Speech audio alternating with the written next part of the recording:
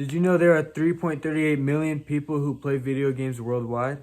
And yes, we've all heard about the negative impacts playing video games can have on gamers, especially young gamers. As someone who's played video games for as long as I can remember, I started to think, could playing video games have positive effects on the young people that play them? In my speech, I'll be telling you about the discoveries on how video games can positively affect gamers of all ages, but more specifically, the positive effects gaming can have on the youth. Most oftentimes, video games are viewed as not such a good way to pass time, but there is more to the story. My goal today is to convince you that despite the bad reputation video games have gotten over the years, there are some really positive ways developing minds can benefit from them. To support this, first I will contrast on some of the negative effects of gaming. Next, I will also offer information on some positive effects of gaming, with a focus on developing minds of young people. Finally, I'll give a real-life scenario of why playing video games can offer value to growing minds. To be fair, before I can talk about the positive effects of gaming, I have to talk about the negative effects of gaming. Here are some examples of the negatives of gaming. Gaming can affect your mental health. According to an article titled The Health Effects of Too Much Gaming, published on December 22nd, 2020, by Peter Grinspoon, a few of the mental aspects of gaming can cause are gaming addiction, depression and/or anxiety, and sleeping problems. There are also physical concerns of gaming. In an article titled Not Quite Game Over, Preventing Esports Injuries, on the New York Institute of Technology website, posted on January 17, 2019, by Kim Tucker Campo, they found that esports players are just as likely as traditional athletes to get overuse injuries. These types of injuries can happen to anyone that games. Injuries like eye strain, neck and back pain, wrist and hand pain are all risks of injuries of gaming. It's easy to be on a game for hours and lose track of time, putting any gamer at risk of injury. Negative effects of gaming is an unfortunate reality. Now that we have some of the risks of gaming, let's get into the benefits and the way video games can positively affect the youth. According to the Boston Children's Digital Wellness Lab, an article titled Benefits of Video Game Play, Content and Context Matter, published on November 18, 2022, by Sam Schwab.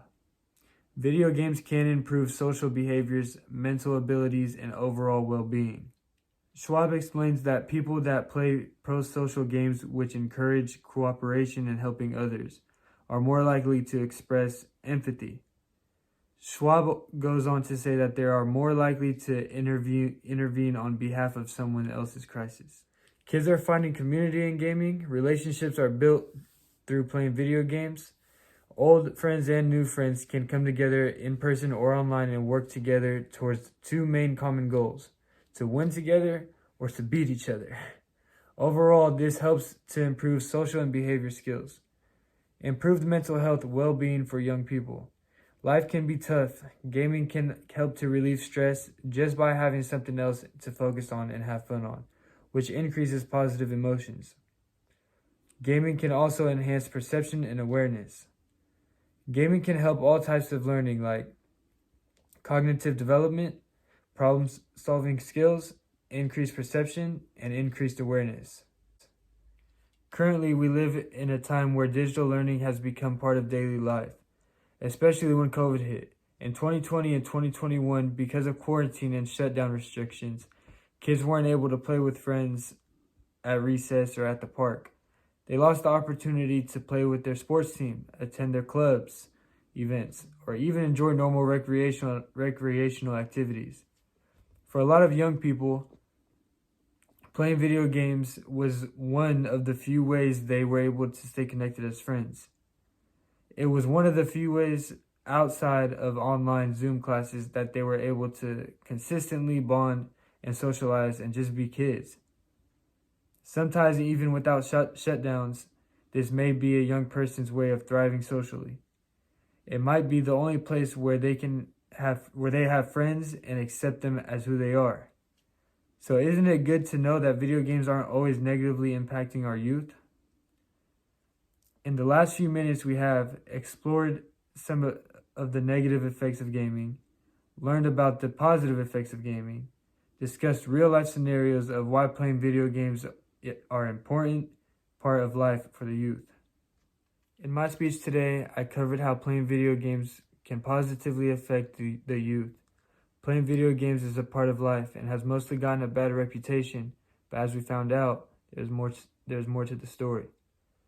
I hope I was able to provide you with a better understanding of ways video games can have a positive impact on the developing minds of the youth, and how playing video games may in fact be one of many beneficial ways for the youth to thrive. Thank you.